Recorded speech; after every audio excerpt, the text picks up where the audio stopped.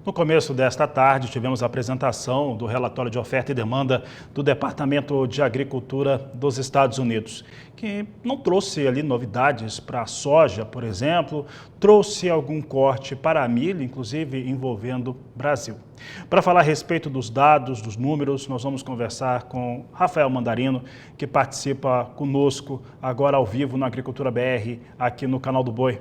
Mandarino, obrigado pela sua participação aqui com a gente.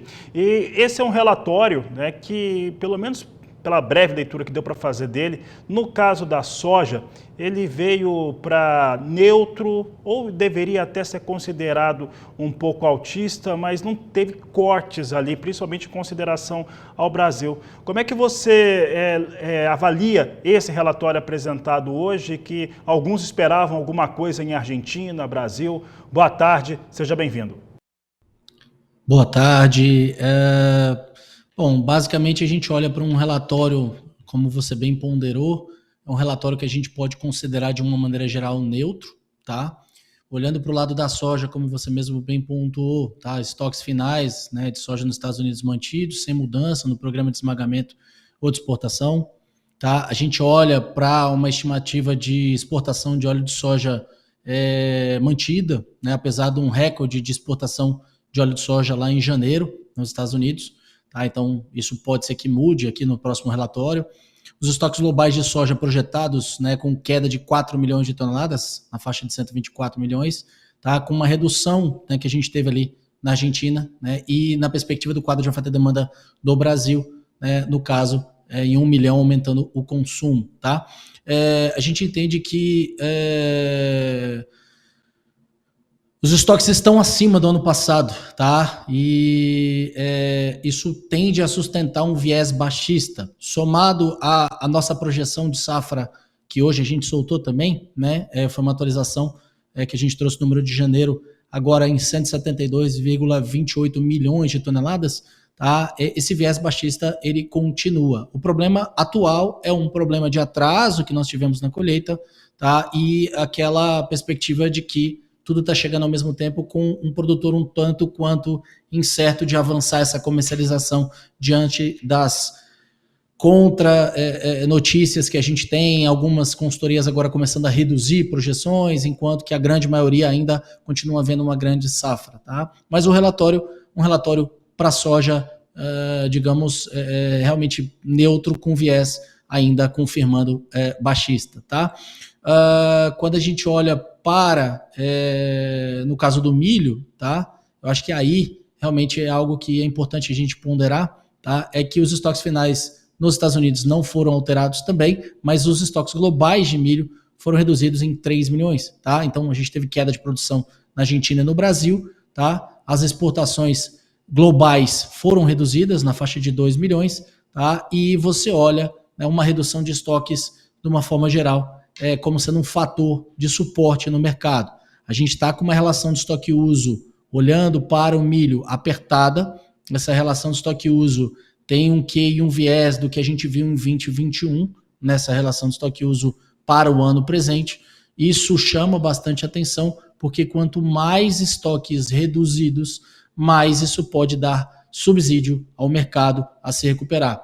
Pode ser que a gente veja ainda uma redução nesses números de safra total de milho aqui no Brasil, em função do que vem se projetando, corroborando com essa redução projetada pelo USDA, e o nosso número ali na casa dos 122, 123 milhões de toneladas na produção de milho Brasil, tá? Pode fazer sentido, haja visto que todo mundo começa a trazer esses números para baixo a partir de agora. No primeiro momento eram dados como muito pessimistas, agora todo mundo começa a concordar, tá? E eu agradeço ao nosso climatologista que trouxe essa projeção e esse risco que a gente vê climático agora para o safrinha, com déficit de chuvas, ou pelo menos com a redução, né, do potencial de chuvas em algumas regiões.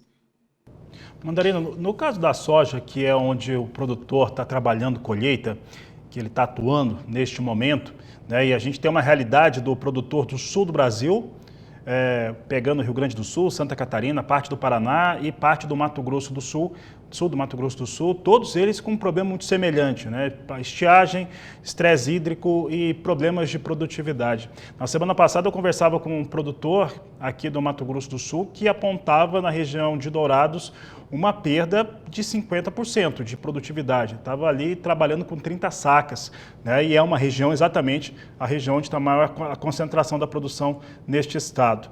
Falando a respeito da produção total brasileira, independente de serem 172, 170 ou 165 milhões de toneladas, será uma safra recorde, né? Nós temos uma grande safra.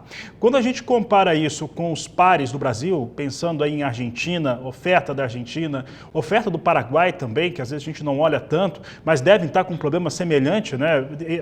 Fronteira com Mato Grosso do Sul e Paraná deve estar muito parecido com o cenário aqui. Como que fica esse equilíbrio nesta oferta global, pensando que esse produtor brasileiro, ele deve ter comercializado entre 38%, 43%, 40% da safra aqui no Brasil? Bem pontuado, a gente tem uma recomposição de estoques ali do que veio de 23 e 24, né? Olhando para a relação de estoque-uso, perdão. Então, estimativas de novembro, de dezembro, de janeiro, até esta agora, né? Traz uma relação de estoque-uso um tanto quanto melhor do que a gente via no ano passado. Há um excedente, mas, de novo, com um viés de diminuição dessa relação de estoque-uso. De fato, nós fizemos um crop tour agora, saindo do Mato Grosso de Sinop, passando pelo Goiás, Mato Grosso do Sul e encerrando em Toledo, no Paraná. Para tal, a gente fez essa divulgação agora até também no dia de hoje lá na Copavel. Foi uma palestra, né, no auditório e foi bastante interessante porque o que a gente viu no cenário do Mato Grosso do Sul, no cenário oeste ali do Paraná, até se apresentava de uma forma pior, né? Ou seja, a gente acabou vendo cenários piores do que foi encontrado. Realmente tivemos alguns problemas pontuais, mas como você bem pontuou, é um cenário, né, de uma grande safra. A Argentina pode ter uma redução ainda maior, né, nesses números.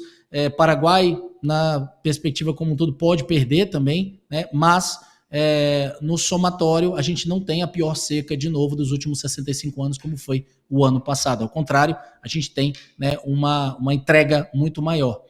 Produtor que vendeu somente isso, a gente veio aconselhando, né, ao longo do ano passado inteiro e ao longo de outras entrevistas nesse início de ano, de que os custos não deixassem de ser cobertos em função da grande volatilidade que teríamos. A discrepância entre Conab, a desconfiança dos números, tanto de Conab quanto de USDA, a discrepância entre números de consultorias.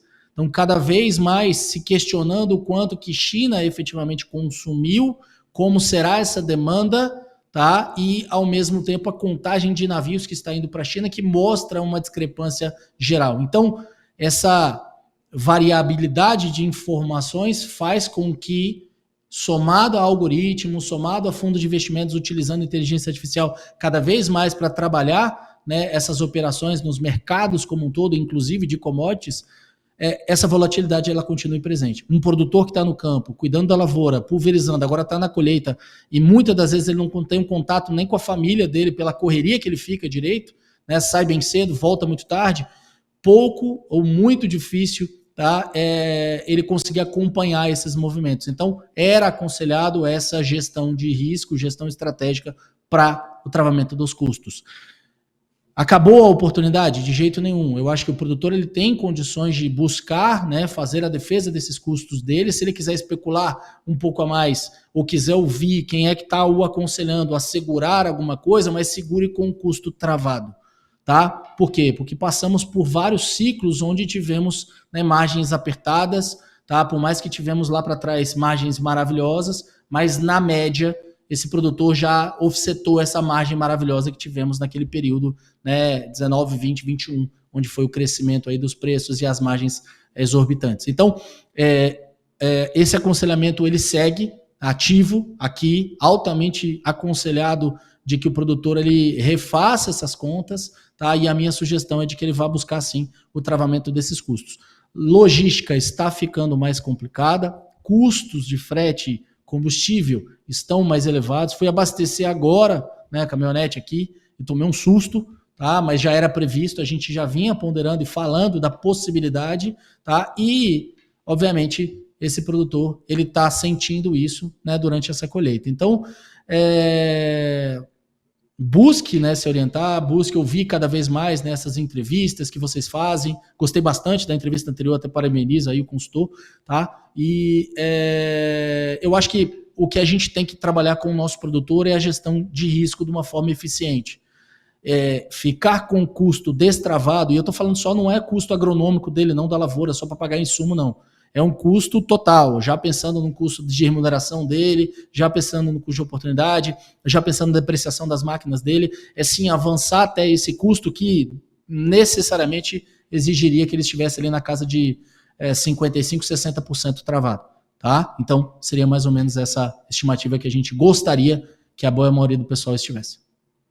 Você falou de especular ou esperar um negócio melhor com custo travado para dar segurança para esse produtor. O cenário ele é bastante, neste momento, flexível, uma espécie de areia movediça, mas quando a gente olha para outros fatores que estão longe, né, dos fundamentos do mercado, a gente enxerga Estados Unidos e as decisões tarifárias de Donald Trump e como que os países estão reagindo ou não as ameaças tarifárias ou como são estabelecidas. É possível ver Brasil, no caso de grãos, né? Eu estou especificando exatamente grãos, principalmente soja, mas no caso de soja, talvez milho, de alguma forma o Brasil ganhar mercado, ainda que não seja a China, outros mercados podem se abrir a produtos brasileiros? Sim, a gente já vê até interesse México por milho Brasil, existe essa possibilidade.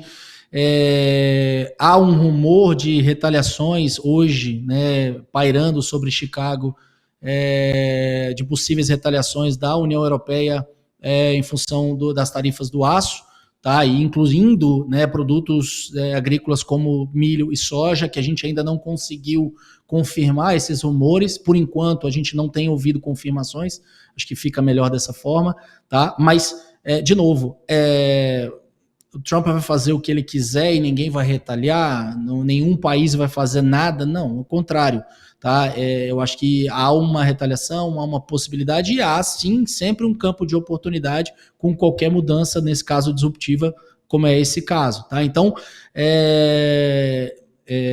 sem viés político no meu comentário, né, mas tende a ser favorecido qualquer retaliação contra os Estados Unidos, principalmente no caso de produtos agrícolas, o nosso produto brasileiro. Tá? Lembrando que aqui a gente também tem a perspectiva de inflação dos alimentos, isso acaba também pressionando o mercado doméstico, acaba trabalhando também no mercado, né, internacional a necessidade de se trabalhar um preço mais elevado, tá?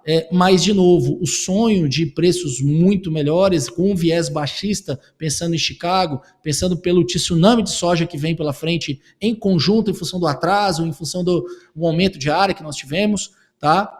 Eu não aconselharia esse produtor a especular com muita coisa em aberto. E outra, tem outras formas de especular do que com essa soja física, mais inteligentes. Aí eu acho que o produtor que não tem essa percepção muito clara, a gente está à disposição para o que ele precisar para elucidar desses casos e o aconselhar da melhor maneira possível.